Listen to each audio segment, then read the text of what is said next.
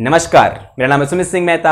हाजिर हूं आपके सामने इलेक्ट्रोडायनेमिक्स से रिलेटेड एक और नया लेक्चर लेके। आज का हमारा है लेक्चर नंबर 46 और आज के इस लेक्चर में क्या करने वाले हैं, जो हमारा मेथड ऑफ इमेज वाला कॉन्सेप्ट चल रहा है उसी में क्या करेंगे। आज हम एक नया अध्याय क्या करेंगे, ऐड करेंगे और उस अध्याय का जो बेस रहेगा वो मैंने यहां पर क्या कर दिया है, नोट डाउन कर दिया है। एक बार उसको पढ़ लूं, ठीक है, आपको थोड़ा बहुत क्या हो जाएगा, आइडिया हो जाएगा कि आज हम क्या करने वाले हैं। देखो क्या लिखा है मैंने कि let us consider to semi infinite grounded conducting plate are at 90 degree to each other. हमारे पास क्या है, अभी हमारे पास एक कंप्लीट इनफाइनाइट ग्राउंडेड प्लेट नहीं है, बोल सकते कंडक्टिंग प्लेट नहीं है, क्या है, सेमी इनफाइनाइट है। सेमी इनफाइनाइट करने का मतलब ये चीज है कि ये चीज देखो, ये क्या है, सेमी इनफाइनाइट, यानी एक और क्या है, इन्फिनिटी तक गई हुई है और एक क्या है, किसी एक फिक्स पॉइंट तक है। तो दिस थिंग इज या फिर this plate is known as semi infinite plate. अगर इसको ग्राउंडेड कर दूंगा तो this is semi infinite grounded conducting plate हो जाएगी, ठीक है। और एक दूसरी प्लेट है जो क्या है, इसके साथ कितने डिग्री एंगल बना रही है, 90 डिग्री का क्या बना रही है, एंगल बना रही है। इसका मतलब दूसरी प्लेट है वो कैसे है, इस तरीके से रखी हुई है। And this is my second plate और ये भी कैसे है, सेमी इनफाइनाइट है, यानी ये कहां तक गई है, इन्फिनिटी तक गई है, लेकिन ये इसका जो पॉइंट है वो क्या है, यहां पर फाइनाइट है और इन दोनों के बीच का एंगल कितना है, 90 है। ऐसा क्वेश्चन में दिया गया है, बोल सकते हैं ऐसा हमारा मतलब आज का मतलब इस टाइप की सिचुएशन को आज हम क्या करने वाले हैं, डील करने वाले हैं। और ये जो प्लेट है ये भी क्या है, ग्राउंडेड है, तो इसको भी क्या कर दो, इस तरह से ग्राउंड बना दो यूं करके, ओके। तो दिस इज ऑल्सो ग्राउंडेड। फिर क्या बोल रहा है, and one plate is in x y plane, यानी ये जो प्लेन है, ये जो प्लेट है वो किस प्लेन में है, एक्स वाई प्लेन में है। तो this is x y plane, ये कहां है, एक्स वाई प्लेन में है, यानी ये ऐसे रखी हुई है। And the other one in y z plane, दूसरी कहां है, वाई जेड प्लेन में है, यानी ऐसे रखी हुई। This is y z plane, जो ये प्लेन है कौन सा है, वाई जेड प्लेन है, ठीक है। And a charge Q is placed at 0,D, then find total number of images, force on the Q charge and potential at Q charge and energy stored in Z greater than 0 region।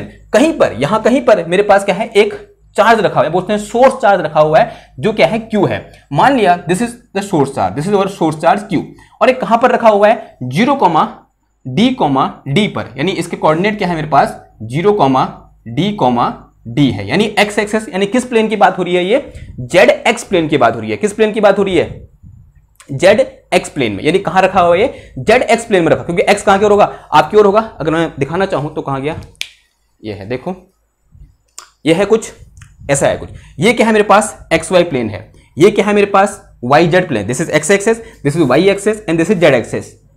Okay okay okay, sorry गलत हो गया ना।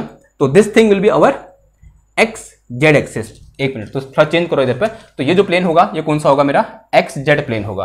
तो this plane is my XZ plane, तो ये कौन सा plane होगा, हमारा XZ प्लेन होगा। समझ में आई बात, ओके। अब देखो, तो this is my x axis, जो ये व्हाइट वाला है किसको दिखा रहा है, एक्स एक्सेस को दिखा रहा है, और जो ब्लू है वो किसको दिखा रहा है, वाई एक्सेस को दिखा रहा है, और जो मेरे पास ये पीला है ये किसको दिखा रहा है, हमारा जेड एक्सेस को दिखा रहा है। तो ये जो प्लेन है, ये वाला प्लेन कौन सा हुआ मेरे पास, XY प्लेन हुआ, ये कौन सा हुआ मेरे पास, XZ प्लेन हुआ। तो एक मेरे पास ये है और एक क्या है, ये है, दोनों कैसे रखे हुए हैं, ऐसे रखे हुए हैं। एक किताब ऐसे रखी हुई है और एक किताब ऐसे रखी हुई है, और दोनों कितने हैं, एक दूसरे के साथ 90 डिग्री का एंगल बना रहे हैं करके, ओके। और यहां कहीं यहां पर क्या रखा हुआ है मेरे पास, एक चार्ज रखा हुआ है, यानी वो एक्स एक्सेस में कहां पर है, 0 पर है, यानी वो किस प्लेन पर है, इस प्लेन में है, यानी ये प्लेन की वैल्यू क्या है, मतलब ये कौन सा प्लेन होगा मेरे पास, YZ प्लेन होगा, यानी जो चार्ज है Q रखा हुआ है वो कहां रखा हुआ है, YZ प्लेन में रखा हुआ है। क्लियर है इतनी बात, ओके। अगर ये बात समझ में आई, अब निकालना क्या है हमको, अब देखो, अब बात करते हैं किसकी, इसकी क्या निकालना है, टोटल नंबर ऑफ इमेज कितनी होगी, ये हमें क्या करना है, फाइंड करना है। अब यहां पर हमने सीखा था, जब टोटल नंबर ऑफ इमेज या फिर जब भी हम कोई इमेज बनाते हैं, जैसे हमारे पिछले वाली प्रॉब्लम थी, जो पिछली क्लास में प्रॉब्लम थी वो क्या थी, इस तरीके से मेरे पास क्या था, एक इनफाइनाइट प्लेट था जो क्या था, इस तरीके से ग्राउंडेड था, और यहां पर क्या था मेरे पास, कोई एक Q चार्ज था जिसके कोऑर्डिनेट क्या थे मेरे पास, 0,0,D थे इस तरीके से। और अगर मैं इसका इमेज बनाना चाहूं तो कहां बनाऊंगा, कहीं यहां बनाऊंगा, तो दिस इज इट्स इमेज। और कहां बन रही थी इसकी इमेज, ये बन रही थी मेरे पास कहां पर, 0,0,-D पर, और यहां पर क्या था, -Q चार्ज था।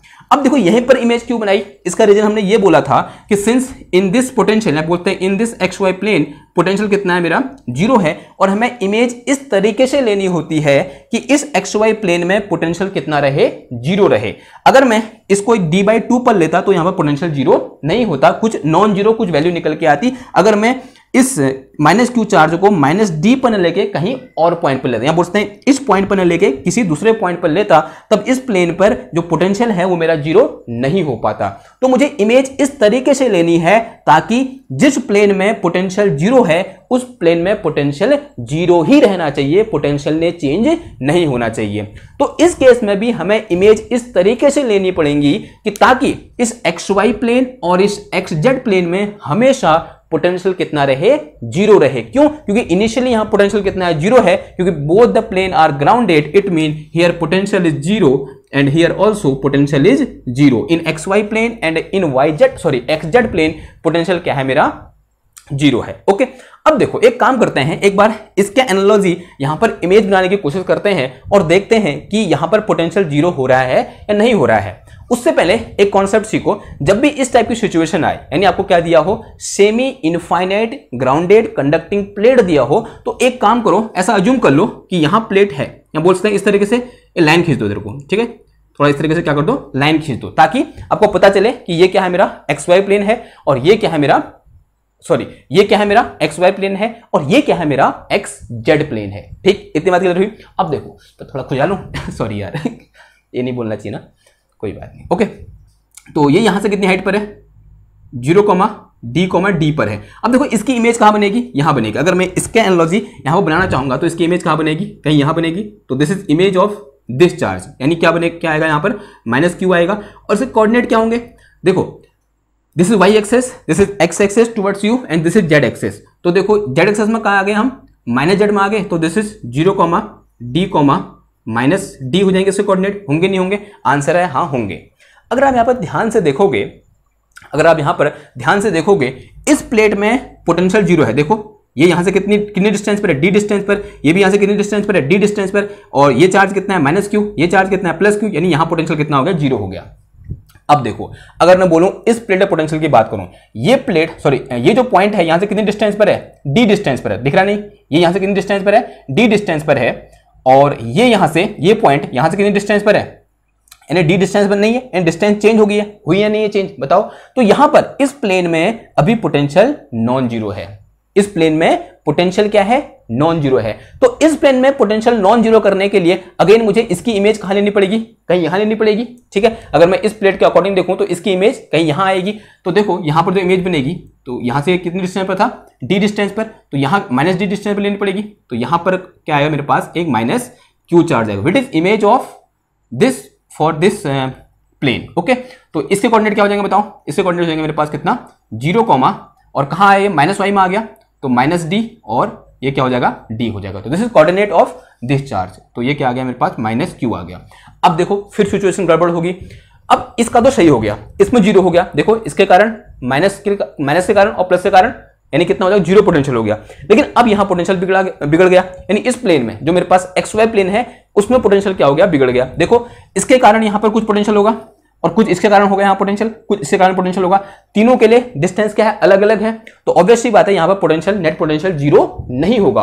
अगर नेट पोटेंशियल यहां पर जीरो नहीं है तो मुझे अगेन इसकी इमेज कहां लेनी पड़ेगी, यहां लेनी पड़ेगी, या फिर इसकी इमेज कहां ले लो, यहां ले लो। अगर मैं इसकी इमेज यहां लूंगा तो अगर ये क्या है मेरे पास, ऐसे कुछ करके कुछ लूं तो इसकी इमेज कहां आएगी, कहीं यहां आएगी।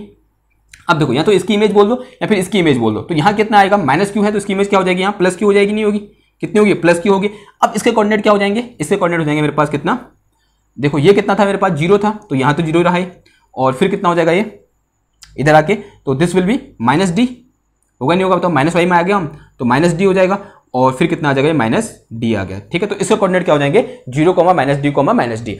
अब देखो, अब ध्यान से देखो, अब अगर तुम इस एक्स वाई प्लेन और वाई जेड प्लेन में किसी भी पॉइंट पर अगर पोटेंशियल फाइंड करोगे तो आंसर कितना आएगा, जीरो आएगा। यानी अब हमारा जो मेथड ऑफ इमेज के लिए रिक्वायर कंडीशन होती है कि जो प्लेन हमको दिए हुए हैं उन प्लेट में या फिर उन प्लेन्स में पोटेंशियल क्या रहना चाहिए, जीरो रहना चाहिए। तो जीरो है, हाँ जी जीरो है। यानी यहां पर टोटल नंबर ऑफ इमेज कितनी बनी, 3 इमेज बनी। कितनी इमेज बनी मेरे पास, टोटल नंबर ऑफ इमेज कितनी बनी, 3 बनी। दिख रही 3 आपको, 1, 2, 3। Okay, this is not image, ये हमको गिवन चार्ज था, this is source charge and these 3 are image. ये 3 क्या है, हमारी इमेज है। तो in this case number of image is equal to 3। Okay okay, तो इसका आंसर लिखो, आंसर में पहले वाले का आंसर लिखो, number of image number of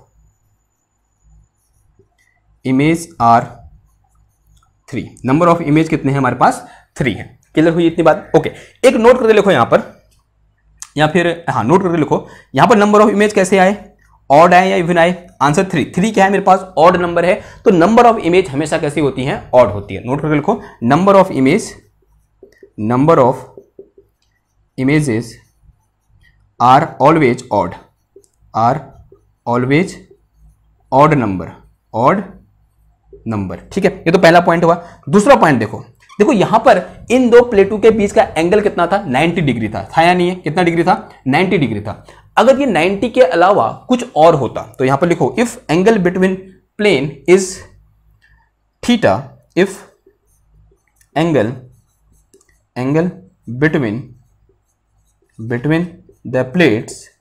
between the plates is theta, then number of images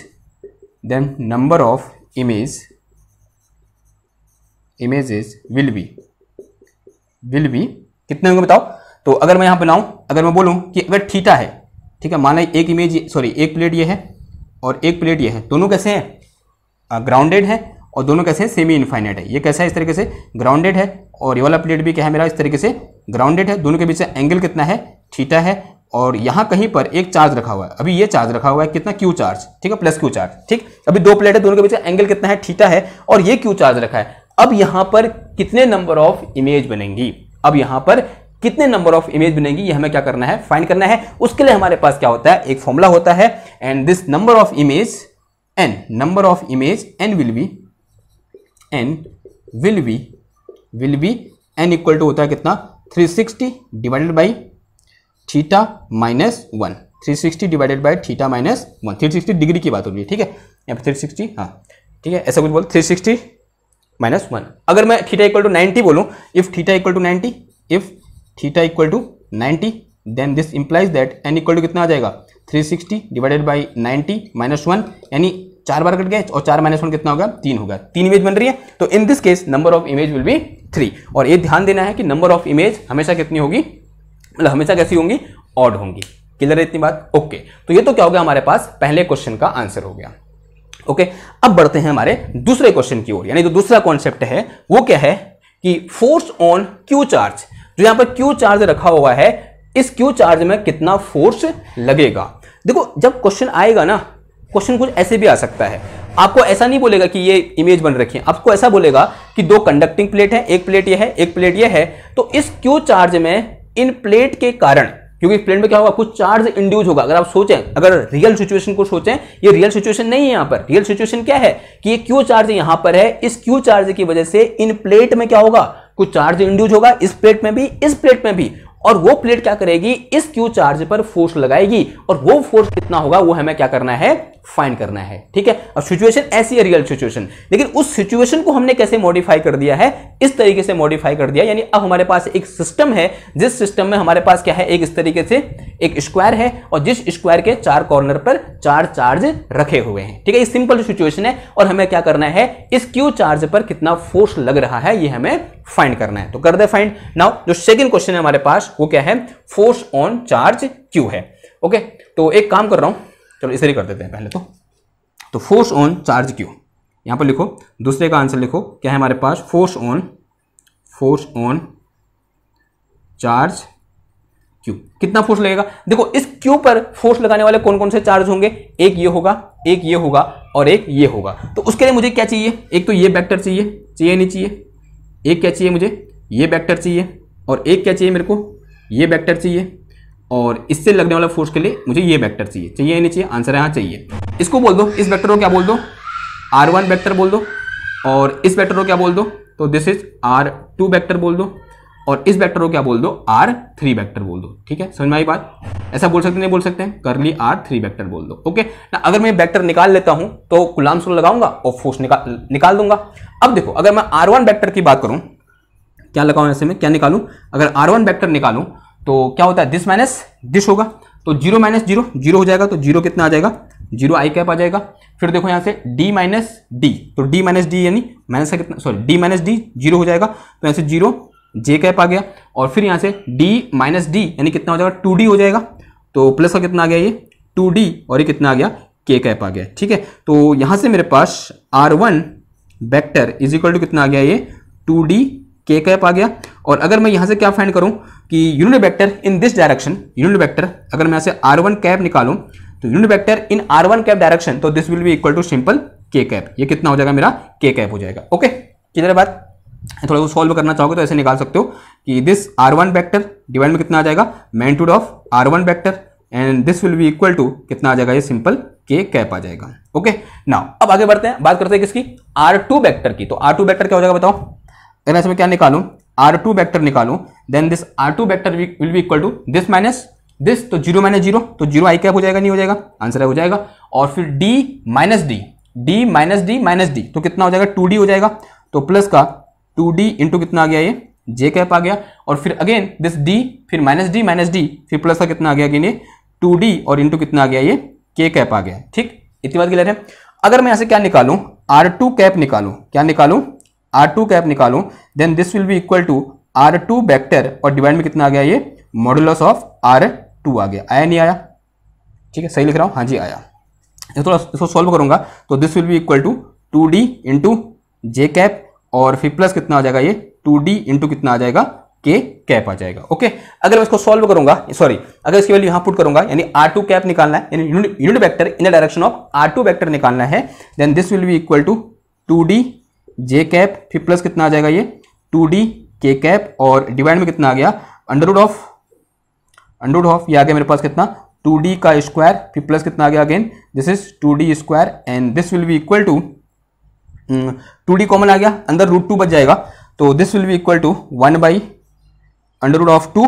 सही लिख रहा हूं, देखो एक बार करके दिखाऊं, ऊपर से 2d कॉमन आया, अंदर कितना बच गया देखो दिस इज जे कैप, फिर प्लस कितना आ गया ये के कैप आ गया, और नीचे यहां से 2d बाहर आ जाएगा, और अंडर रूट के अंदर कितना बच जाएगा 1 प्लस 1 बच जाएगा, और 1 प्लस 1 कितना होता है रूट 2 होता है, तो इससे ये कैंसिल हो जाएगा, तो this will be equal to कितना आ जाएगा जे प्लस के, कितना आ गया ये जे कैप प्लस के कैप, और डिवाइड में कितना आ गया रूट 2 आ गया। तो this is unit vector in the direction of r2 vector. अगर ऐसे मैं r3 वेक्टर की बात करूं तो कितना हो जाएगा देखो, तो r3 vector will be equal to, ये r3 वेक्टर है तो दिस माइनस दिस होगा, तो यहां से मेरे पास ये कितना 0 माइनस 0, तो 0 माइनस 0 आई कैप, तो 0 हो गया, and this d minus 2d, sorry d minus D, तो कितना आ जाएगा ये 2d, और ये कितना आ गया मेरे पास जे कैप आ गया, और फिर अगेन d माइनस डी कितना हो जाएगा 0 हो जाएगा, तो this is my r3 vector. अगर उसमें यूनिट वेक्टर निकालूं तो r3 कैप निकालूं, तो then r3 cap will be equal to कितना आ जाएगा सिंपल मेरे पास जे कैप आ जाएगा, तो r3 कैप इक्वल टू कितना आ गया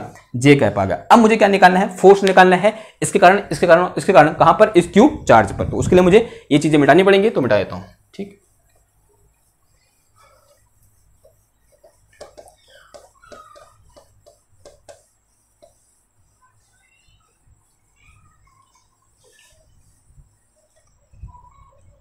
तो यहां से मेरे पास अगर मैं क्या निकालूं, फोर्स निकालूं, net force F equal to कितना आ जाएगा, तो F इक्वल टू क्या आ जाएगा F1 plus F2 plus F3, तो F1 क्या है force due to this charge, और F2 क्या है force due to this charge, and F3 क्या है force due to this charge, तो वैल्यू पुट कर दो आंसर आ जाएगा। ठीक है, तो यहां से मेरे पास F इक्वल टू कितना, F1 इक्वल टू क्या हो जाएगा 1/4 pi epsilon not, and this is Q की वैल्यू कितनी है देखो माइनस Q है, तो माइनस Q रख दो यहाँ पर, तो कितना आ जाएगा ये माइनस Q, और ऊपर वाले Q की वैल्यू कितनी है प्लस Q है, तो minus Q into plus Q, Q1 Q2 होता है अपॉन दिस सेपरेशन वेक्टर, यानी R1 वेक्टर के मोड का स्क्वायर, तो R1 वेक्टर का मोड, ये मेरे पास R1 वेक्टर है, यानी इसका मोड कितना हो जाएगा 2D हो जाएगा, नहीं हो जाएगा, ये सेपरेशन कितना है 2D है, तो क्या आ जाएगा 2D का स्क्वायर आ जाएगा, नीचे कितना आ जाएगा 2D का स्क्वायर आ जाएगा, फिर इनटू क्या आता है यहाँ पर आर कैप आता है, आर कैप की जो कितना आ जाएगा R1 cap, and R1 cap equal to क्या है मेरे पास यहाँ पर के कैप है, तो R1 कैप इक्वल टू क्या है के कैप है, तो ऐसा आ गया। फिर क्या आ जाएगा प्लस, अगेन देखो क्या है 1/4 पाई एप्सिलॉन नॉट। अब देखो F2 लिखना है, तो F2 यानी Q1 Q2, तो ये भी Q है वो भी Q है, तो क्या हो जाएगा Q स्क्वायर हो जाएगा सिंपल सा, तो ऊपर कितना आ गया Q स्क्वायर, और नीचे कितना आ गया डिवाइड में, एंड दिस R2 के मैग्नीट्यूड का स्क्वायर, और R2 का मैग्नीट्यूड कितना है, R2 का मैग्नीट्यूड ये मेरे पास R2 है, ये R2 है। ऐसे मैग्नीट्यूड की बात करूं यहाँ पर मैं, वैसे निकाल रखा है यहाँ पर इतना होगा, अगर मैं R2 का मैग्नीट्यूड निकालूं then this will be equal to under root of 2D का स्क्वायर, यानी 2D स्क्वायर अंडर रूट से बाहर आ जाएगा, तो 2d स्क्वायर, अंडर से बाहर 2d बचा और अंदर कितना बच गया, √2 बच गया। तो ये क्या निकल गया मेरे पास, R2 का मैग्नीट्यूड निकल गया। तो R2 का मैग्नीट्यूड यहां पर आएगा and this will be equal to कितना आ जाएगा, ये 2d और अंडर ऑफ 2 और इसका कितना आ जाएगा, स्क्वायर आ जाएगा, फिर into unit vector in this direction R2 direction, R2 cap. R2 cap की वैल्यू कितनी है, ये है, उठा के रख दो यहाँ पर। तो ये है मेरे पास कितना, j कैप, फिर प्लस कितना है k कैप और डिवाइड में कितना आ गया, ये अंडर ऑफ 2 आ गया। फिर कितना कर दो, प्लस साइन आ गया इधर पे। अब F3 यानी इन दोनों के भी लगने वाला फोर्स, तो ये कितना हो जाएगा देखो, तो this will be equal to 1/4 pi epsilon not and q square, sorry minus q into q, कितना आ जाएगा देखो, दिस इज माइनस q और इंटू कितना आ जाएगा, q आ जाएगा। डिवाइड में क्या आया, दिस सेपरेशन वेक्टर का स्क्वायर, और सेपरेशन वेक्टर कितना है, 2d है या नहीं है, 2d है, तो दिस इज 2d स्क्वायर आ जाएगा। तो कितना आ जाएगा, 2d स्क्वायर। और अगर डायरेक्शन की बात करूं तो direction will be in j cap direction, direction will be in j cap direction या फिर y कैप डायरेक्शन, तो j कैप लिख दो यहाँ पर। तो कितना आ जाएगा, ये j कैप आ जाएगा। ओके ना, अब देखो इस पूरे से कुछ चीजें कॉमन है, उन लोग कॉमन ले लो। देखो कॉमन क्या है मेरे पास, अगर मैं f इक्वल टू लिखूंगा यहाँ पर, तो f equal to 1/4 pi epsilon naught, this is q square upon 2d का स्क्वायर। देखो सब जगह से कॉमन है या नहीं है, आंसर हाँ है। देखो अगर यहां से मैं ये चीज कॉमन ले लूं तो यहाँ कितना बचेगा, माइनस का k कैप बच जाएगा, फिर प्लस अगर मैं यहां से ये चीज कॉमन ले लूं, देखो 2d स्क्वायर बाहर आ जाएगा, अंदर कितना बचेगा, √2 और √2 का स्क्वायर यानी कितना बचेगा, 1/2 और 1 और √2 है ये, तो 1/√2 ऐसे आ गया। और यहाँ कितना बच गया देखो, तो दिस इज j कैप, फिर प्लस कितना आ गया, ये k कैप आ गया, कितना आ गया, j cap plus k cap. फिर यहां से भी पूरा का पूरा कॉमन आ जाएगा और फिर यहाँ कितना बच जाएगा, एंड माइनस का कितना आ गया, j कैप बच गया, माइनस का कितना बच गया, ये j कैप बच गया। तो यहां से मेरे पास f vector is equal to, ये आ गया मेरे पास कितना, 1/4 pi epsilon not and this is q square upon कितना आ गया, ये 2d का होल स्क्वायर और अंदर कितना बचा, देखो एक काम करो, k कैप बाहर ले लो, तो k कैप कॉमन आ गया, अंदर कितना बच गया, तो दिस इज 1/2 √2, 1/2 √2, फिर -1 ऐसा कुछ बचा। और फिर यहां से अगर मैं क्या लूं, प्लस का j कैप बाहर ले लूं, तो अंदर कितना बच गया देखो, 1/2 √2, 1/2 √2, फिर -1 कितना आया, -1 आ गया। ओके, तो दिस इज फोर्स। तो ये क्या है मेरे पास, फोर्स है, यानी उस q चार्ज पर कितना फोर्स लग रहा है, इतना फोर्स लग रहा है, कितना, इतना फोर्स। अगर इसका मैग्नीट्यूड निकालना चाहते हो तो मैग्नीट्यूड भी निकाल सकते हो, क्या कर दोगे, सिंपल सा वेक्टर है, वेक्टर का मैग्नीट्यूड निकालना आपको आता है, यानी इस q चार्ज पर कितना फोर्स लग रहा है, इतना फोर्स लगा। This is our answer.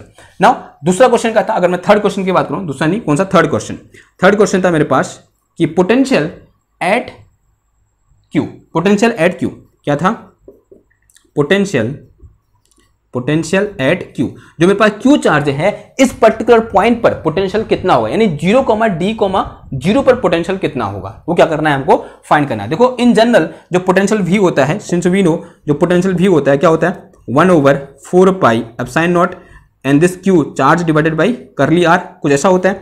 Okay, अब यहां पर पोटेंशियल किस किस चार्ज की वजह से होगा, इस चार्ज की वजह से, इस चार्ज की वजह से और इस चार्ज की वजह से, और तीनों को निकालो, फिर क्या कर दो, ऐड कर दो। तो net potential v equal to कितना आ जाएगा, this is v1 plus v2 और प्लस कितना आ जाएगा, ये v3 आ जाएगा। तो net potential v equal to, तो 1/4 pi epsilon naught, 1/4 pi epsilon naught, देखो दिस इज q1 हियर, हम बोल सकते हैं दिस इज इससे कारण पोटेंशियल कितना अज्यूम कर रखा है हमने, v1 अज्यूम कर रखा है, तो चार्ज कितना है यहाँ पर, -q है, तो पुट करो यहाँ पर कितना आ जाएगा देखो, -q upon magnitude of r, यानी सेपरेशन वेक्टर का मैग्नीट्यूड, अगर r1 का मैग्नीट्यूड कितना है मेरे पास 2d है, तो यहाँ कितना रख देंगे हम, 2d रख देंगे। ओके, फिर कितना आ जाएगा v2 यानी पोटेंशियल ड्यू टू डिस्चार्ज, तो पोटेंशियल ड्यू टू डिस्चार्ज कितना आ जाएगा, तो this is again 1/4 pi epsilon naught, here we have a plus q charge, तो q चार्ज रख दो, डिवाइड में कितना आ जाएगा, इसका मैग्नीट्यूड, यानी दिस r2 का मैग्नीट्यूड, R2 वेक्टर का मैग्नीट्यूड, और R2 वेक्टर का मैग्नीट्यूड कितना है, इतना है, यानी 2d कितना है, 2d इंटू कितना है, √2 है। फिर क्या आ जाएगा देखो, प्लस का, अब इसके कारण यहाँ पोटेंशियल कितना होगा, तो this will be equal to 1/4 pi epsilon not and here we have a -q, तो दिस इज -q और अपॉन में कितना आ गया, ये 2d, तो अपॉन कितना आ गया, ये 2d आ गया। तो यहाँ से मेरे पास पोटेंशियल v इक्वल टू, ये आ गया मेरे पास कितना, 1/4 pi epsilon not and q upon कितना आ गया, 2d आया, और अंदर कितना बच गया इसी जगह, तो दिस विल बी इक्वल -1 और यहाँ कितना बचेगा, प्लस का 1/√2 बचेगा, और यहाँ कितना बचेगा, अगेन माइनस का 1 बच जाएगा। ठीक है, and potential v equal to, ये आ गया मेरे पास कितना, 1/4 pi epsilon not and q upon 2d और ये आ गया मेरे पास minus minus sorry minus minus 2 हो गया and this is 1/√2 and this is -2 and this is our answer. तो ये क्या निकल गया, हमारा पोटेंशियल निकल गया। This is our potential V at this point 0,D। Okay, clear है बात? ओके, तो ये तो हो गया हमारा तीसरा क्वेश्चन या फिर चौथा क्वेश्चन जो भी था, तीसरा क्वेश्चन। चौथा पॉइंट क्या था? चौथा पॉइंट था हमारे पास कि energy in this particular region, यानी energy in Z greater than 0 region, यानी इस पर्टिकुलर रीजन में जो एनर्जी होगी वो कितनी होगी, वो हमें क्या करनी है, फाइंड करनी है, एनर्जी फाइंड करनी है। तो उसके लिए मुझे कुछ टर्म मिटाने पड़ेंगे। तो आपसे एक निवेदन है, फटाफट कर लो, स्क्रीनशॉट ले लो। ये वाला पोर्शन क्या कर रहा हूं मैं, मिटा रहा हूं। ओके, क्योंकि ये पोर्शन हो सकता है मेरे को चाहिए। हो गया, मिटा दूं? देखो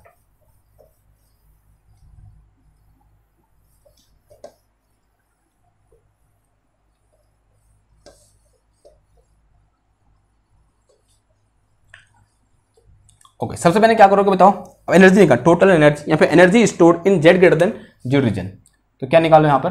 जो थर्ड पॉइंट है वो क्या है, energy stored in Z greater than 0 reason.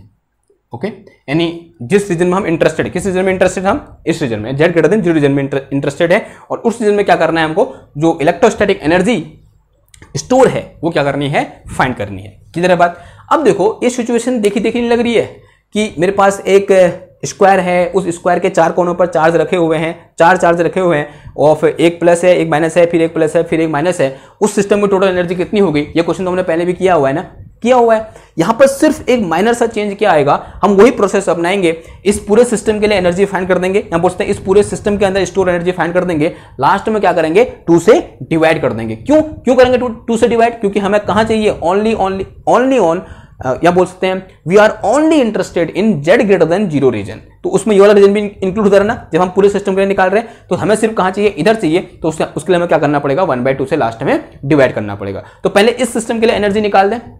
देखो, इस सिस्टम के लिए एनर्जी निकालने का क्या मतलब हुआ कि इस सिस्टम को बनाने में टोटल कितना वर्क डन किया गया। तो टोटल कितना वर्क डन किया गया, अगर वो निकालना चाहूं मैं, देखो अगर मैं सबसे पहले बोलो इस चार्ज को लाने में कितना वर्क किया गया, इस चार्ज को लाने में कितना वर्क किया गया, दैट इज W0। W0 का मतलब किसी भी चार्ज को ले आओ, इस चार्ज को ले आओ मैं सबसे पहले, माना इस चार्ज को लाया मैं सबसे पहले, यहां बना दो इस चार्ज को, ठीक है, दिस इज प्लस क्यू। जब मैं प्लस क्यू चार्ज को लाया, कितना वर्क करना पड़ा, 0 वर्क करना पड़ा। क्यों? क्योंकि यहां पर पहले कुछ था ही नहीं। तो कितना वर्क करना पड़ा, W1 इक्वल टू कितना हो गया, 0 हो गया। अगर मैं W2 की बात करूं तो W2 का मतलब इस चार्ज को लाने में कितना वर्क किया गया, यानी इसको मैंने यहां से कितने 2D डिस्टेंस पर एक माइनस क्यू चार्ज रखा, कितना डिस्टेंस पर, तो दिस सेपरेशन इज 2D। ये कितना है यहां से, 2D है या नहीं है, आंसर है हाँ है, दिस इज 2D। ओके, है या नहीं है 2D, देखो this is 2D, this is 2D। Okay, तो 2D डिस्टेंस पर एक माइनस क्यू चार्ज रखा, तो यहां पर कितना वर्क करना पड़ा कि इस पॉइंट पर जितना पोटेंशियल है मल्टीप्लाई बाई जितना हम चार्ज लाए। अगर मैं W2 निकालूंगा तो this will be equal to 1/4 pi epsilon not and this is Q divided by 2D और इनटू कितना आ गया ये माइनस क्यू, ये आ जाएगा। तो this is work done to bring this charge. फिर क्या निकाल दूंगा, इस चार्ज को लाने में कितना वर्क किया गया, यानी W3 निकाल दो।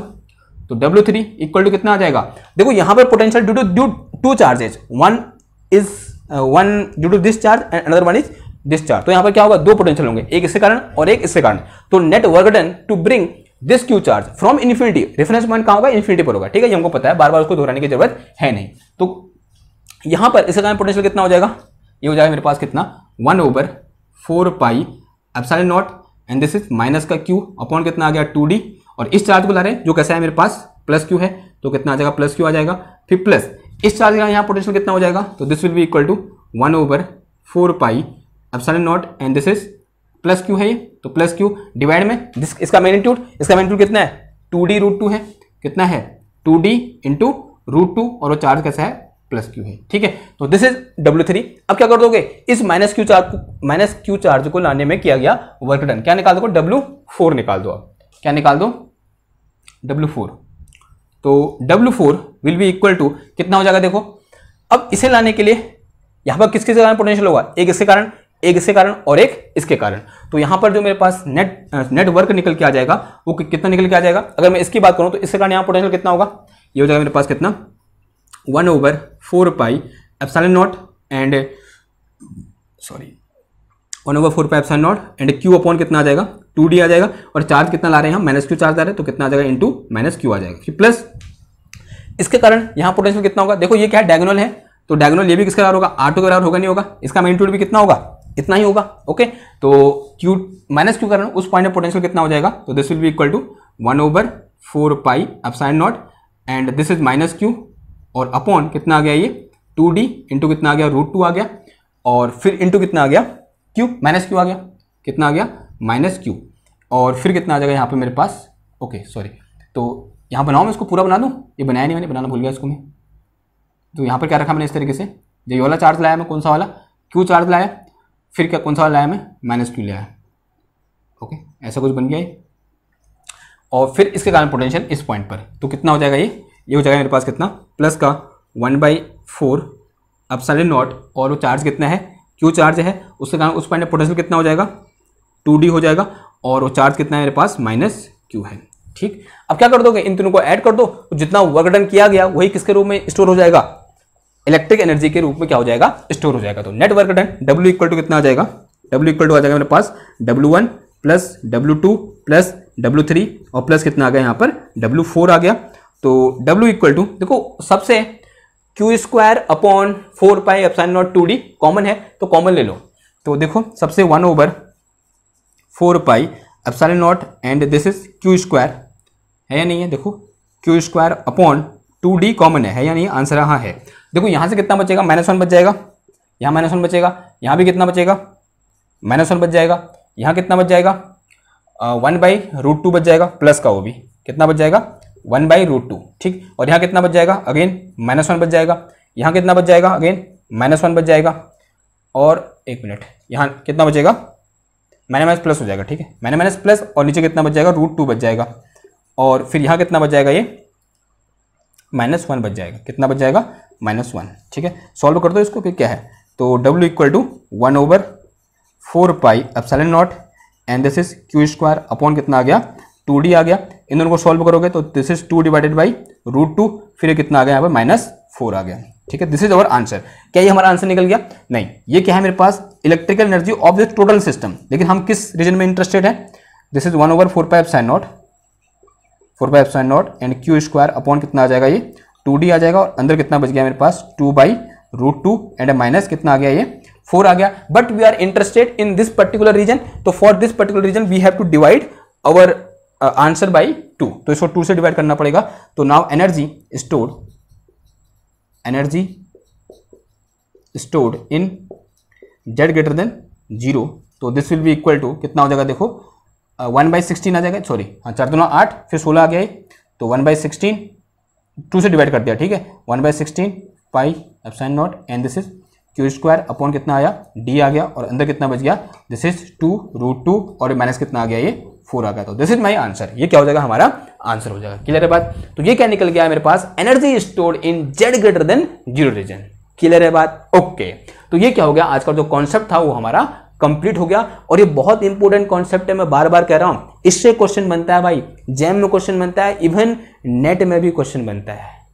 ठीक है, नेट और गेट में क्वेश्चन बनता है यहाँ से, तो इतना इंपॉर्टेंट टॉपिक होता है हमारा क्या, मेथड ऑफ इमेज, और इसी टाइप के क्वेश्चन आपको देखने को मिलेंगे। और भी इसमें बहुत सारे क्वेश्चन हम करेंगे, और उससे पहले इसको मैं खत्म करूं, वैसे कितना हो गया 35 मिनट हो गए, कितना हो गए, क्या यार मैं क्या करेक्ट बोलता हूँ ना, करेक्ट 35 मिनट रखे हैं। हो सकता है मैं लास्ट में फर्स्ट में एडिट करूंगा तो हो सकता है 34 मिनट आपको दिखाए या फिर 33 मिनट दिखाए, सच बोल रहा हूँ यार मैं मतलब क्या, मेरे लगता है एक हिसाब से मैं एक्सपर्ट बन गया, मेरे को सीधे मुंह से क्या निकला 35 मिनट, और 35 मिनट क्या हो रखे हैं, वहाँ हो रखे हैं किसमें, मोबाइल में, मैंने देखा भी नहीं, मोबाइल ऐसे उल्टा होता है। ठीक, क्या बात है, वेरी गुड चलो कोई नहीं। अब देखो, अब बात करते हैं किसके बारे में कि कल को हम क्या डिस्कस करेंगे। देखो अभी तक हमने बहुत अच्छी चीज़ें डिस्कस कर रखी है, और एक और अच्छी चीज़ हमारे पास आने वाली है, और वो चीज़ क्या है हमारा, कि कुछ ऐसा सिचुएशन है, सिचुएशन क्या है, देखो अभी तक की सिचुएशन कुछ ऐसी है हमारे पास कि ये क्या है, मेरा एक इनफाइनेटली ग्राउंडेड प्लेट है, कंडक्टिंग प्लेट है, इस तरीके से क्या है ग्राउंडेड है, यहाँ क्या है कोई एक चार्ज Q है, ये क्या है कोई एक चार्ज Q है, इस चार्ज Q के कारण यहाँ क्या हुआ, कुछ चार्ज इंड्यूस हुआ, और कितना चार्ज इंड्यूस हुआ, -Q चार्ज क्या हुआ, इंड्यूस हुआ। अब ये Q चार्ज कहाँ की ओर आ रहा है, इस की ओर आ रहा है, यूं करके आएगा नहीं, इसको छोड़ूंगा तो क्या करेगा, इसको अट्रैक्ट करेगा, क्या करेगा, इसको अट्रैक्ट करेगा, और जैसे जैसे इसके पास आएगा इस पर लगने वाला फोर्स क्या होगा, इंक्रीज होगा, फोर्स चेंज हो रहा है, यानी क्या हो रहा है, एक्सेलरेशन हो रहा है यहाँ पर, क्योंकि F इक्वल टू क्या होता है, ma होता है, F equal to m a. मान लिया इसका मास कितना है, m है, तो अगर ग्रेविटी को इग्नोर करेंगे, ठीक है, अगर इसका मास कितना है, m है, और इसका एक्सेलरेशन, अगर फोर्स चेंज हो रहा है, क्योंकि नीचे को आएंगे तो फोर्स चेंज होगा, अगर फोर्स चेंज होगा यानी क्या हो रहा है, इसमें एक्सेलरेशन हो रहा है, तो हमें ये निकालना है कि अगर ये एक्सेलरेशन हो रहा है इसका मतलब इसकी वेलोसिटी में चेंज हो रहा है, तो जो वेलोसिटी में चेंज है, जो वेलोसिटी में चेंज है वो कैसा है, जो चेंज इन वेलोसिटी है वो क्या है, वेलोसिटी क्या है, जो वेलोसिटी है वो क्या है, यानी वेलोसिटी ऑफ अप्रोच क्या है। अच्छा वर्ड क्या होगा, अच्छा मतलब प्रोनाउंसिएशन क्या होगा उस प्रॉब्लम का, कि what will be the velocity of approach when we drop a q charge above a conducting plate, यहां बोल सकते हैं above a infinite grounded conducting plate, तो उसका जो वेलोसिटी ऑफ अप्रोच होगा वो क्या होगा, वो हमें क्या करना है, फाइंड करना है। और दूसरी चीज हमें ये फाइंड करनी है कि इस क्यू चार्ज को इस प्लेट को हिट करने में कितना टाइम लगेगा। ठीक, तो ये क्या रहेगा, हमारा कल का टॉपिक रहेगा, जो क्या होने वाला है, अगेन इंपॉर्टेंट टॉपिक होने वाला है। और इस पर्टिकुलर टॉपिक से नेट में और गेट में दोनों जगह क्या रखा है, क्वेश्चन आ रखा है, नेट में भी और गेट में भी। तो क्या है होने वाला है, ये इंपॉर्टेंट होने वाला है। और यूनिवर्सिटी के एग्जाम में तो आता ही आता है भाई, यूनिवर्सिटी के एग्जाम में तो आता ही आता है, ठीक है, यूनिवर्सिटी पूरा लिखना है इसको, यूनिवर्सिटी एग्जाम में तो आता ही आता है, लेकिन इतना इंपॉर्टेंट है, मैं थोड़ा सा एक स्टेप आगे बता रहा हूं आपको कि इतना इंपॉर्टेंट है कि नेट और गेट इवन जैम में भी ये क्वेश्चन पूछा जाता है कि dependency of v on displacement या फिर distance from the Z axis, sorry this plate, इस प्लेट से कितना ऊपर है वो इस v पर या v उस पर किस तरीके से डिपेंड करता है। ठीक, बाकी बातें इसमें क्या करेंगे, कल करेंगे। और आपको पता है आपको क्या करना है, इसको लाइक करना है, शेयर करना है और सब्सक्राइब कर देना है। ठीक है, तो मिलते हैं आपसे नेक्स्ट क्लास में एक और नए टॉपिक के साथ, तब तक थैंक यू, धन्यवाद, बाय बाय।